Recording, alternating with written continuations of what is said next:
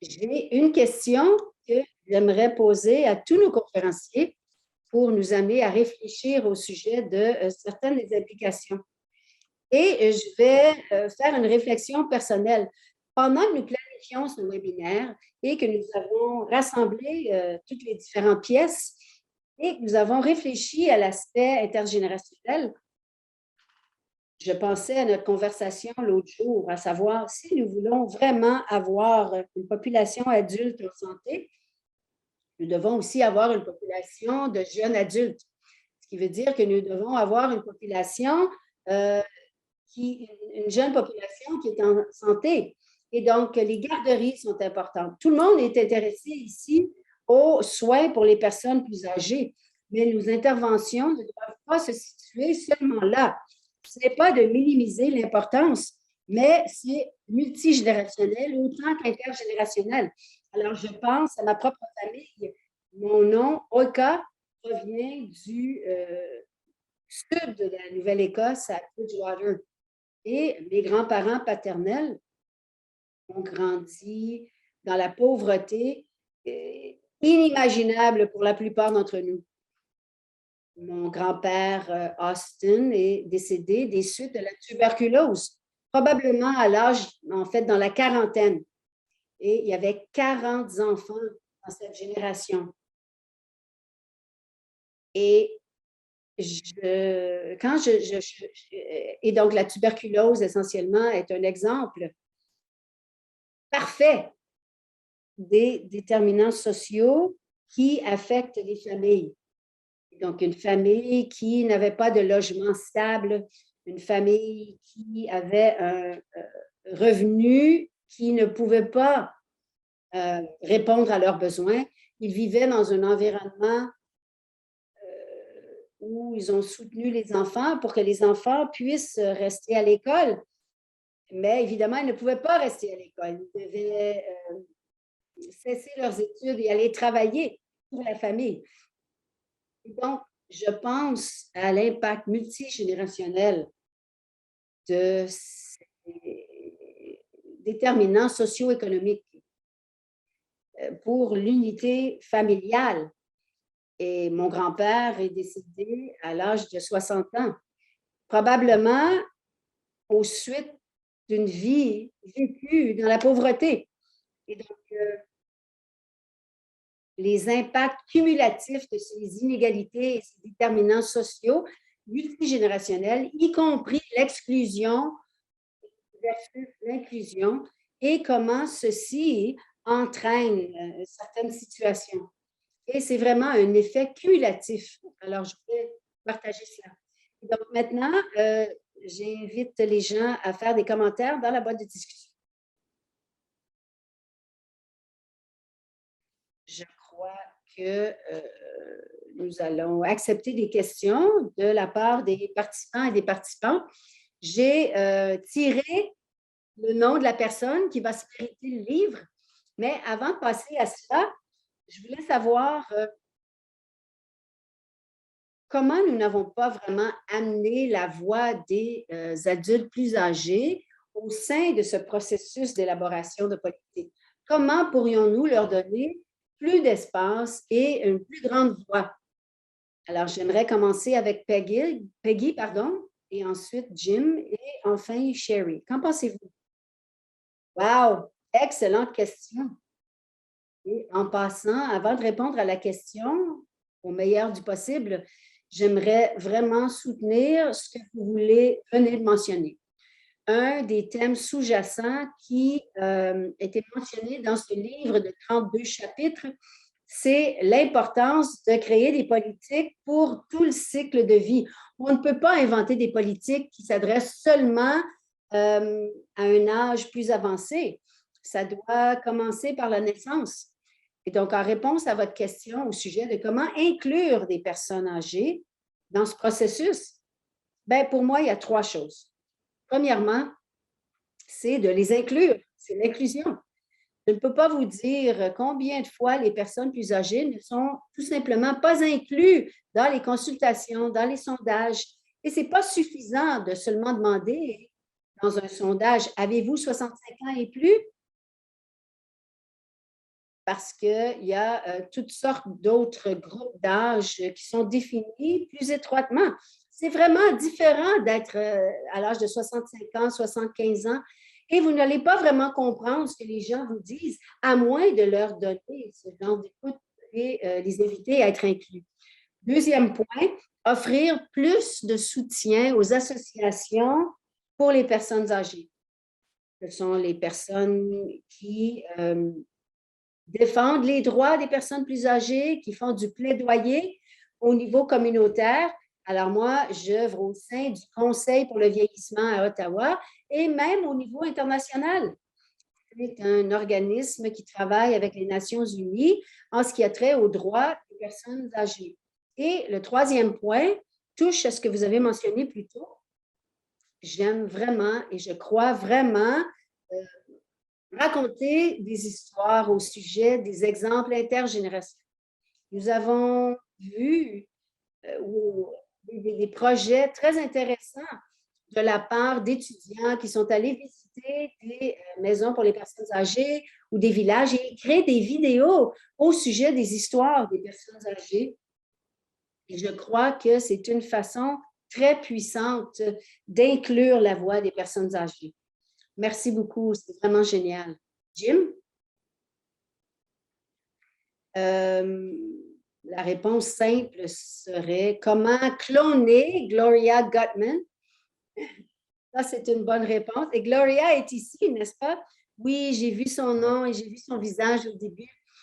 Gloria est un modèle incroyable et ambassadrice de la voix des personnes âgées, de cloner Irv, de cloner d'autres personnes.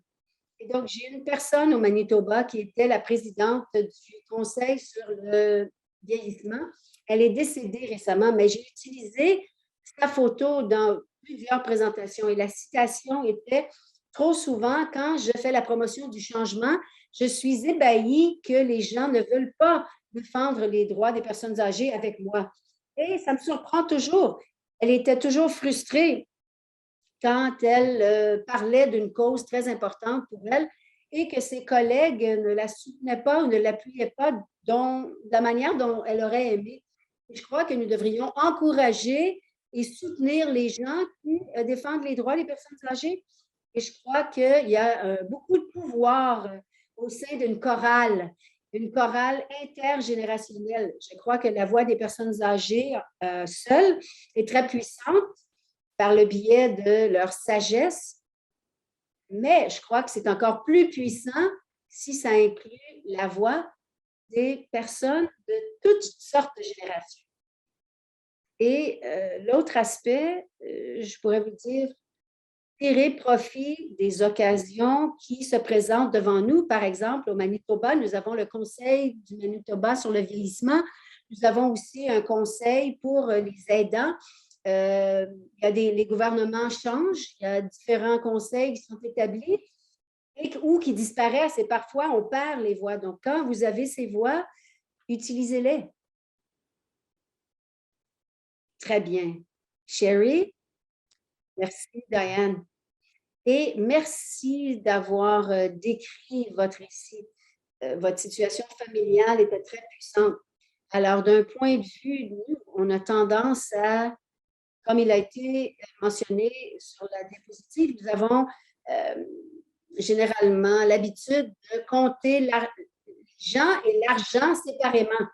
Nous mettons ça dans deux silos.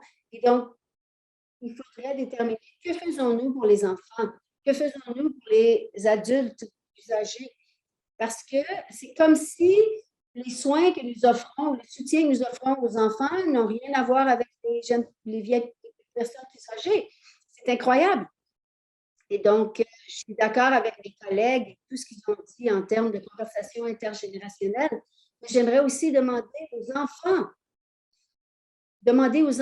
comment pourrions-nous changer les communautés et quel rôle est-ce qu'ils pourraient jouer.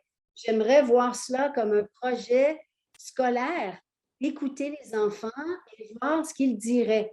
Parce que je crois que leur voix au sein de cette conversation est énormément importante. Leur sensibilisation, leur conscientisation de ce qu'ils en pensent. Oui, je le sais qu'il y a des éducateurs et des universitaires qui assistent à cette rencontre aujourd'hui. Et donc, ce serait bien de voir des voix émerger. Alors, nous avons quelques questions et nous sommes prêts à passer à ces questions pour le moment. Mais au cas où il y a des gens qui veulent quitter, je pourrais vous annoncer le gagnant ou la gagnante du livre. Alors, j'ai téléchargé le nom des personnes qui sont ici et qui ont participé. Et Yogum Yang, je ne suis pas certaine si j'ai mentionné votre nom correctement. J'espère que oui. Alors, je vais partager leur courriel avec l'éditeur et l'éditeur pourrait communiquer avec eux ou avec elles. Félicitations. Et donc, une des premières questions ici, pendant que Sherry parlait, et je crois que toute personne pourra y répondre. Alors, quand les gens vivent dans ces lieux pour personnes âgées, pourquoi se sentent-ils seuls si nous ne savons pas comment alors, c'est cette différence entre être seul et se sentir seul. Ben, quand vous parlez de... Est-ce que vous parlez de soins pour les personnes âgées ou logement? Alors, dans ces arrangements de cohabitation, ben, ce serait intéressant d'entendre les personnes qui vivent dans ce genre d'arrangement. Et je ne suis pas certaine que beaucoup de gens qui vivent ainsi se sentent seuls. C'est plutôt dans les établissements de soins de longue durée parce que, comme je l'ai mentionné, il y a plusieurs différentes options de cohabitation où les gens apprécient les gens autour d'eux et ils ne se sentent pas seuls. Et il y a des gens qui ne sont pas encouragés à aller nulle part, et surtout, la pandémie a exacerbé tout ça. Mais nous savons que les gens qui se sentent seuls est un problème grandissant parce qu'il y a beaucoup plus de gens qui vivent ensemble. À un moment donné, il y a un ministre de la solitude qui a été nommé pour aborder ce problème. Et donc, je crois que nous devrions examiner le genre d'options que nous examinons et déterminer ce qui cause ce sentiment de solitude. Alors, est-ce que Peggy peut répondre quelque chose? Je crois que l'enjeu ici est essentiellement autour des établissements de retraite ou des établissements de soins de longue durée que nous avons au Canada, qui est un système institutionnel en grande partie. Et donc, dans le livre, Pat Armstrong, qui est une chercheuse bien connue dans ce domaine, en parle et elle parle de ce sentiment de solitude dans ces grands environnements institutionnels. Et nous ne sommes pas obligés d'avoir cette situation. Il y a tellement de modèles comme au Danemark, par exemple.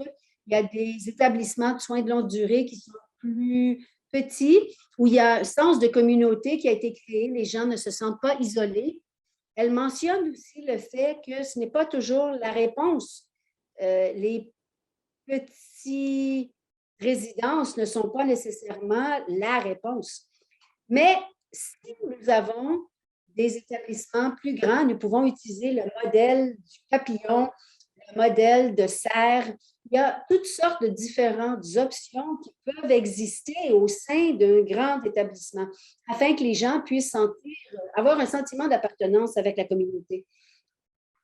Et donc, le mouvement vers des centres de soins ou des communautés axées sur les soins est très important.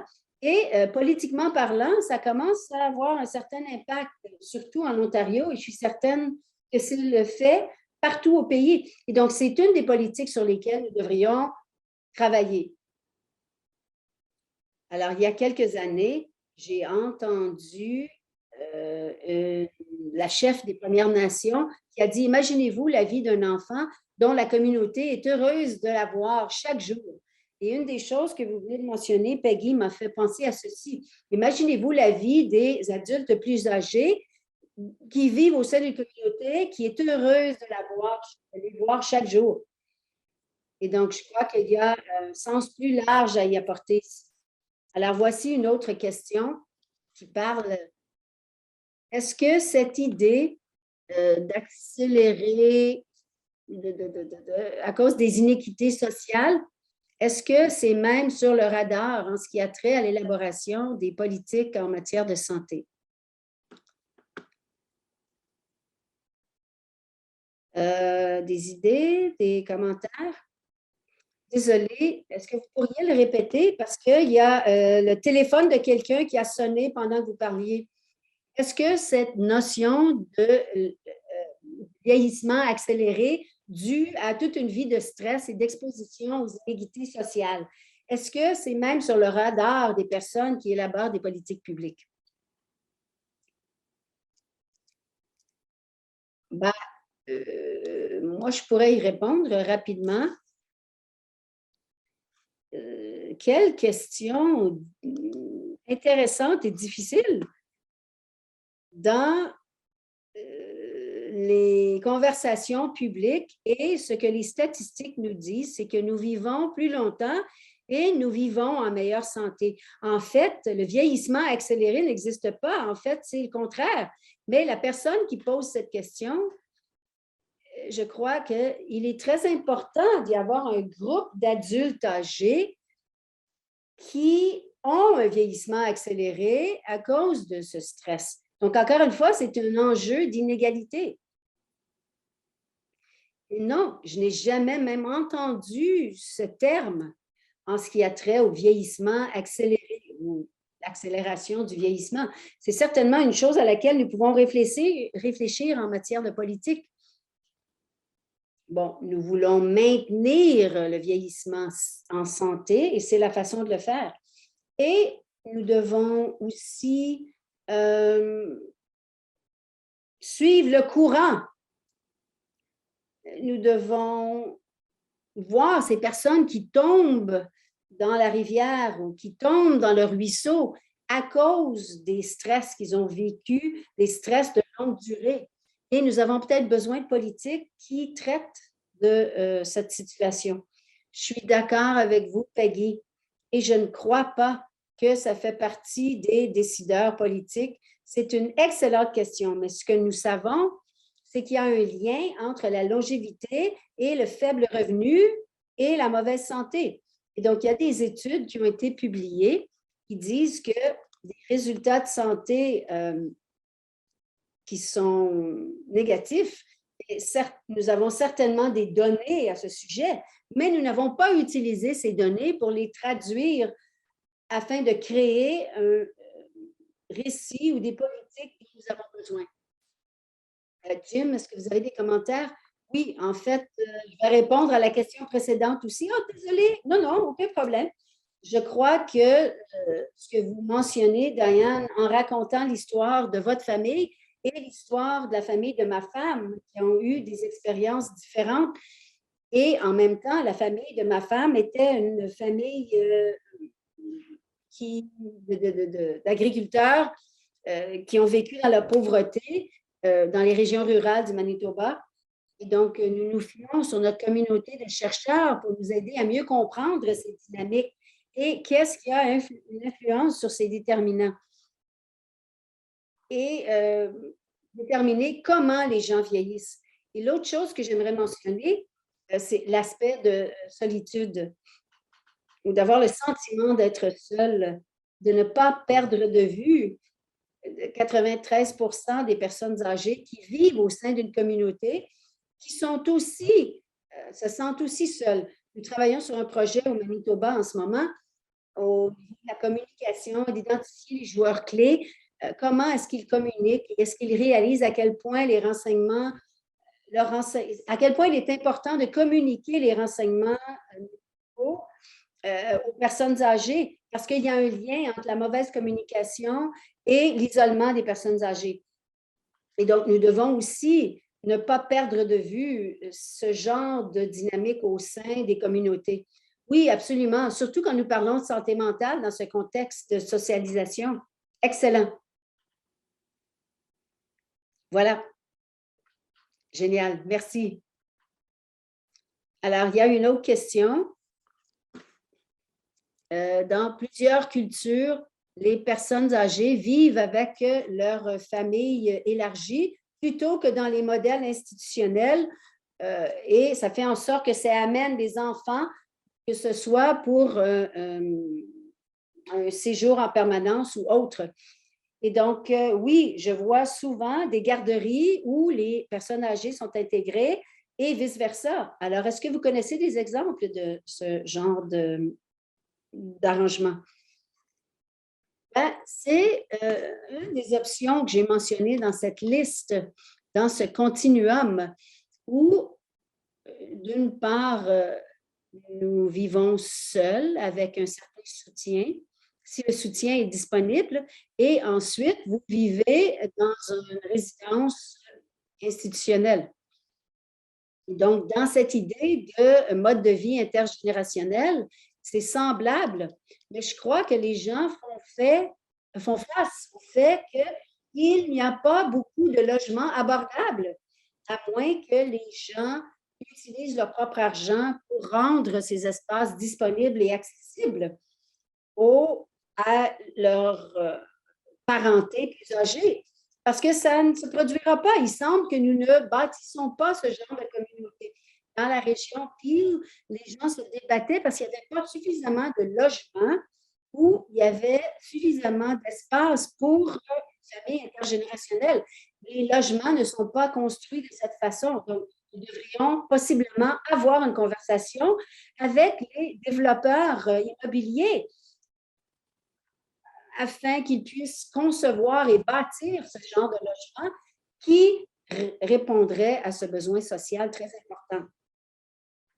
Et si je peux aussi sauter avec une autre perspective, il y a une communauté de Pinoan au Manitoba en ce qui a trait à ce parcours respectueux des personnes âgées. Ils ont fait deux choses. Un bâtiment qui était comme un centre pour les personnes âgées durant le jour et le soir, c'était un centre coopératif pour les jeunes. Et durant le mois, ils organisaient un souper communauté entre les bénéficiaires du jour et les bénéficiaires de la soirée. Ils ont aussi créé un orchestre intergénérationnel. Il y avait des personnes âgées, des élèves de primaire et des étudiants de secondaire. Donc, encore une fois, au sein de la communauté, nous devrions offrir beaucoup plus d'occasions et de possibilités, ainsi que les différentes options de logement, les différents modèles. Nous devrions prendre un recul et d'examiner tous ces différents éléments. Nous pourrions faire en sorte qu'une résidence pour personnes âgées soit beaucoup plus conviviale. Et il y a plusieurs différentes façons qui existent, donc on ne devrait pas perdre de vue ce genre de possibilités. Oui, et si je pourrais ajouter rapidement, euh, par rapport à ce que Sherry a mentionné, si le Vanier Institute of the Families a des recherches et des documents fantastiques, et malgré le fait que leur nombre est très petit, ils sont en train de créer des logements pour 4 générations. Alors, c'est un peu basé sur le taux d'immigration au Canada et dans certains pays, non seulement est-ce que c'est acceptable, mais c'est préférable. Mais comme il a été mentionné, le problème, c'est que faire en sorte que les développeurs immobiliers bâtissent ce genre de logement, il y a des exemples qui proviennent essentiellement de la part des communautés asiatiques où c'est très fréquent. Alors, comment bâtir une résidence qui peut accepter 4 générations? Alors, c'est un énorme domaine de plaidoyer parce que traditionnellement, ce n'est pas ce que les développeurs immobiliers sont en train de faire. Oui, très intéressant, voir des exemples de d'autres pays ou d'autres cultures. Une dernière question que je vais vous poser. Ben, c'est une question assez difficile. La question est celle-ci. La liberté de faire ce que nous voulons, c'est très habilitant. Et donc, la question est celle-ci. Pourquoi est-ce que nous limitons les gens, les personnes âgées? C'est difficile et on ne sera peut-être pas capable de plonger à 100%. Comment pourrions-nous améliorer leur sens d'autonomisation? Alors, quelques remarques de votre part? Alors, rapidement, j'aimerais vous répondre. C'est un énorme enjeu. Et l'aspect sous-jacent, c'est protection versus autonomie. Alors, quand est-il le moment de protéger les personnes vulnérables qui reçoivent des soins par rapport à leur autonomie? Et je crois que cette démarche gériatrique et gérontologique est très importante parce que parfois, ça vaut la peine de prendre des risques pour maintenir l'autonomie, des risques prudents pour maintenir l'autonomie des personnes âgées et leur permettre et reconnaître leur résilience, la résilience des personnes âgées, malgré le fait qu'ils et elles pourraient vivre dans des situations difficiles. Ma réponse, ben, les ressources des installations de soins de longue durée, notre capacité de trouver des effectifs acceptables et efficaces, ainsi qu'une meilleure conception. Nous aurions une meilleure occasion d'autonomiser les résidents. Ma mère est dans un établissement de soins pour personnes âgées en ce moment. Et une des choses qu'elle aime faire, c'est de plier les bavettes qu'ils utilisent durant le dîner. Elle aime aider les gens à faire la lessive et elle a l'impression de faire une contribution. Je crois qu'en ce moment, c'est vraiment un enjeu de pénurie de ressources qui devrait être abordé. Sherry? Oui, j'aimerais aussi mentionner ce que mes collègues ont dit.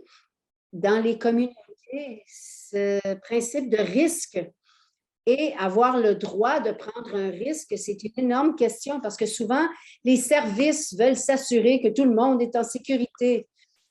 Et souvent, c'est une question d'assurance parce qu'on entend souvent parler de poursuites judiciaires.